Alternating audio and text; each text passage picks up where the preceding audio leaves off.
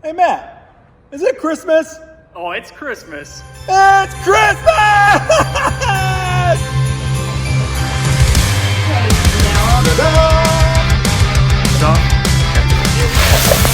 Let's get this started.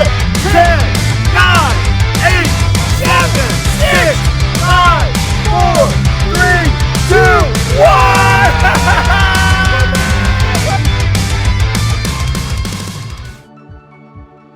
Welcome to Story Lab. This week, we're celebrating Christmas, while we take a look at the story of someone who recorded a big promise for us. Oh, and also, look out for this.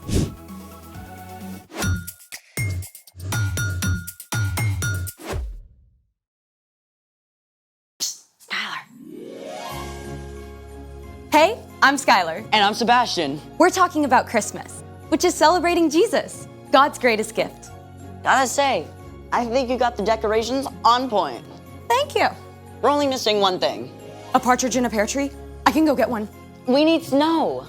Yeah, but it's 53 degrees and sunny. I thought about that. We're gonna make our own snow. What do we need? The internet says that there are a lot of ways to do that. I say we should make our own recipe, then we can have a showdown. Or a snowdown. I see what you did there. I'm ready. Let's make it! For our first DIY snow, you just need 2 ingredients, cornstarch and lotion. Step 1, dump all the cornstarch in the bowl.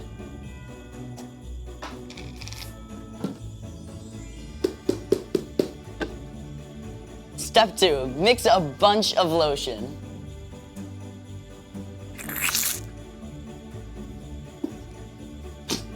I think we got everything. Now listen closely, because the next part is extremely complex and technical. Just squish it. Wait, that's it? Yeah, I mean, you just have to mix it up for the perfect consistency for a big, fat snowball coming right at you. Ta-da! Not bad. It's snow good. But mine will be snow much better. For this next DIY snow, you're also only going to need 2 ingredients. Baking soda and shaving cream. First step, pour a box of baking soda into a bowl. Step 2, pour in the shaving cream. This is so satisfying, like cranking self-serve ice cream. With all of the topping. Now, mix it up really well. This is gonna take like 2 or 3 minutes to get right, I think.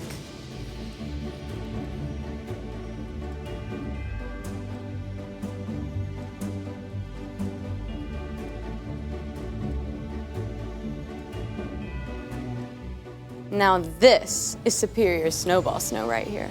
Superior to what? I think that's obvious. There's only one way to decide.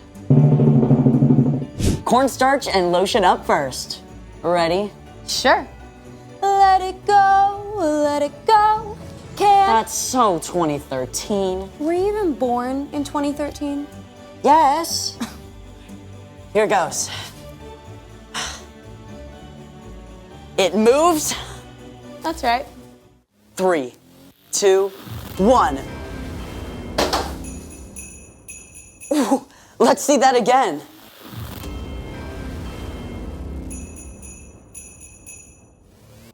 Ooh, look at that impact. I'll give it to you. That was pretty good. Okay, my turn. Sure. I bet yours is going to explode into thousands of pieces midway through. You wish. Here we go. Not that bad. I think we should try them side by side. Yeah, let's try that. All right. Okay. You got one? Yep. Okay, ready?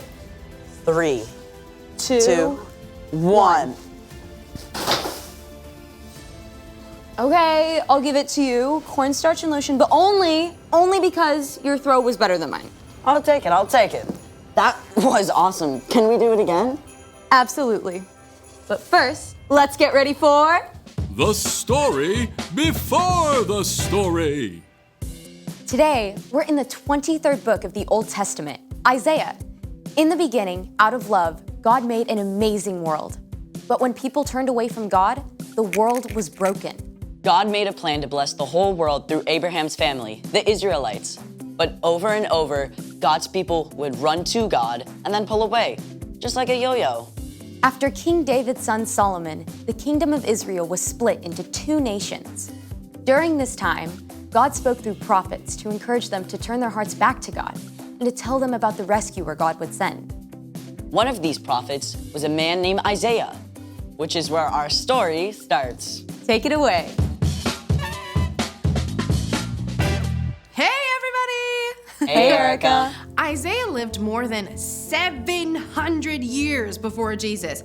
And get this, his name means the Lord saves us. Think about that. Even Isaiah's name pointed to God's plan to save the Israelites and the whole world. Isaiah was a prophet, someone who listens to God and then shares truth from God with other people. Often this is a message about events that will take place in the future. Then I heard the voice of the Lord. He said, "Who will I send? Who will go for us?" I said, "Here I am. Send me." Isaiah lived in Jerusalem. Though Jerusalem was still free, the northern part of Israel had been conquered by the Assyrians. With enemies closing in, Isaiah knew it was only a matter of time until the rest of the Jewish people were taken captive too. Isaiah served as an advisor to the king, but many of the messages that he shared also spoke about a time far into the future, a time when God would send someone to rescue God's people forever. The people who are living in darkness will see a great light. They are now living in a very dark land, but a light will shine on them. That light Isaiah was writing about wasn't an actual light. It was a person, a savior.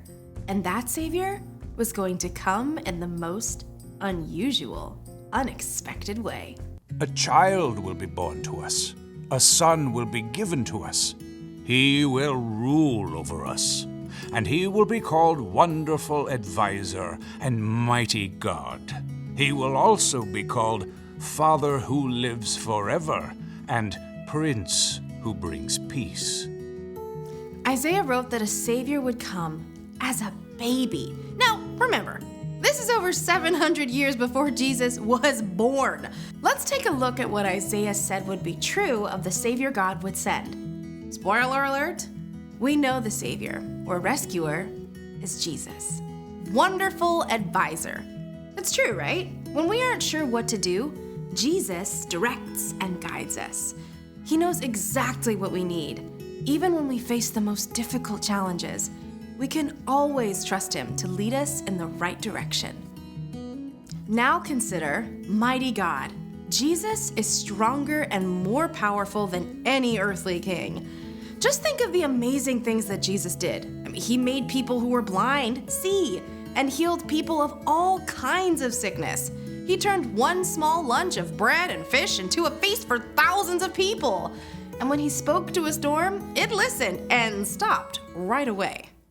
Father who lives forever. Jesus will live and reign forever. He was with God in the beginning, and he'll never leave us. Like a good father, he provides everything that we need. He always wants to spend time with us and delights in us, even before we do anything for him. Prince who brings peace. When people turned from God, the world was broken.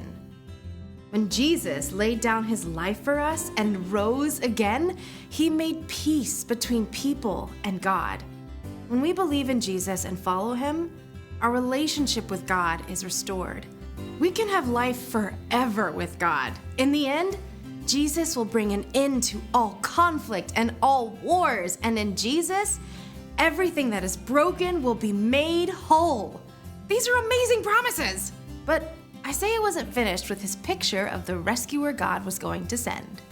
There will be no limit to how great his authority is. The peace he brings will never end. He will rule on David's throne and over his kingdom. He will make the kingdom strong and secure. His rule will be based on what is fair and right. It will last forever.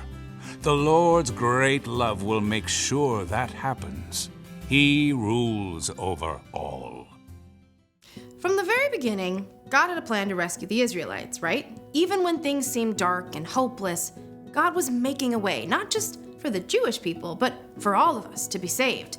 And it would all depend on a tiny, helpless baby. But that's a story for next time. Mind blown. I mean, it's incredible how everything came together. God's always at work, even when we don't see it. So, what's our part in this story? Glad you asked. Well, just like for the Israelites during the time of Isaiah, things can look pretty dark. We hear about terrible things happening all over the world, all the time. And there are probably some things going on in your own life that don't make sense either. Maybe your best friend is moving away, or your mom just lost her job and you can tell your parents are really worried. Yeah, or you might be like my friend, where she has a condition where she has to go into the hospital every month for treatment. It's tough, and none of these things seem to make sense. But even when you can't see the way forward, remember that Jesus is our wonderful advisor. Our mighty God and Father who reigns forever. Our Prince of Peace. Exactly, and you can trust that God has a plan, and that in the end, everything that's wrong and confusing will be made right. Now that's something to celebrate. For sure. I'll see y'all next time. Bye, Erica. So here's the thing. God always has a plan. I have a plan for the rest of this snow. Hey! Thanks for joining us in the Story Lab. See you next time.